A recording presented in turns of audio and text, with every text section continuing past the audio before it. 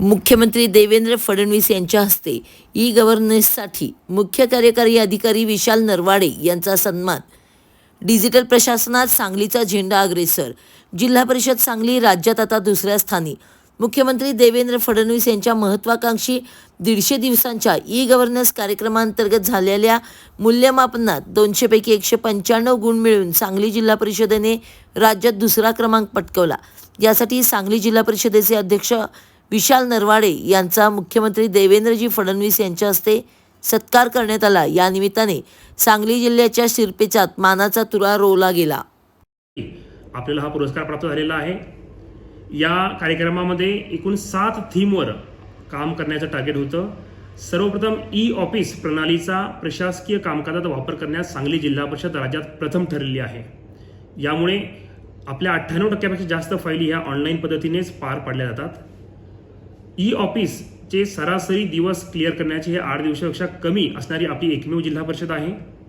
याशिवाय दुसरी थीमी ग्रीव्हान्स रिड्रेसल म्हणजे लोकांच्या तक्रारीचं निराकरण हे किती समाधान करतं यामध्ये आपण 10 पैकी 9.1 असे मार्क घेतलेले आहेत. याशिवाय तिसरा टप्पा म्हणजे व्हॉट्सॲप चाटबॉट जिल्हा परिषद सांगलीचं एकमेव असं होतं की ज्यांचं कार्यरत फंक्शनल लेवलला आपण नेलं. यामध्ये मराठी आणि इंग्रजी या 2 भाषांमध्ये केवळ 3 टप्प्यात हवी ती सेवा नागरिक उपलब्ध करून घेऊ शकतात. शिवाय RTS म्हणजे माहिती हक्क सेवा कायदा यामध्ये 14 प्रकारच्या सर्व अधिसूचित सेवा आपण ऑनलाईन लोकांना उपलब्ध करून दिलेल्या आहेत. नागरिक जिल्ह्यात असो किंवा नसो आपल्या मोबाईलचा वापर करून ते ऑनलाईन प्रकारे जन्मदाखला, मृत्यूदाखला यासारख्या सर्व 14 सेवा उपलब्ध करू शकतात. या सर्व सेवांमुळे जीवन सुकर होण्यास ग्रामीण भागातल्या नागरिकांना मदत झालेली आहे.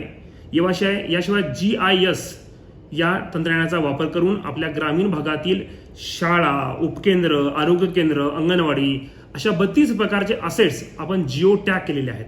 आणि त्याच्यामुळे आपल्याला बरंच ग्रामपंचायतीमध्ये घरं सुद्धा टॅग झाल्यामुळे घरपट्टीमध्ये जवळपास 3.5 लाख एका ग्रामपंचायतीमध्ये कर वाढण्यास मदत झालेली आहे.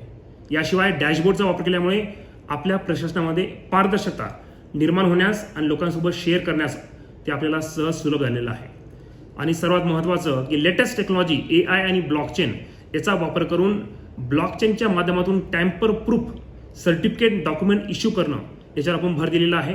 आणि AIचा वापर करून आपल्या प्रशासकीय मिटिंगची सारांश आपल्याला मिनिटांमध्ये उपलब्ध होतो. AIचा वापर करून मी एक नागरिक म्हणून कोणकोणत्या शासकीय योजनेसाठी पात्र आहे याचा लाभ मला मिळू शकतो, याची माहिती मला मिळू शकली.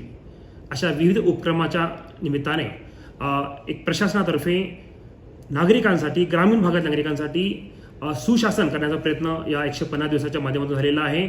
माझ्या सर्व जिल्हा परिषद team, additional CO, deputy CO, सर्व HOD आणि इतरही एम्प्लॉईज यांनी फील्ड प्लस हेडक्वार्टर या सर्वांनी 150 दिवस या प्रशासकीय सुधारणा कार्यक्रमात अतिशय मोलाची भूमिका बजावलेली आहे. त्यांचंही मी अभिनंदन तसेच आभार व्यक्त करतो.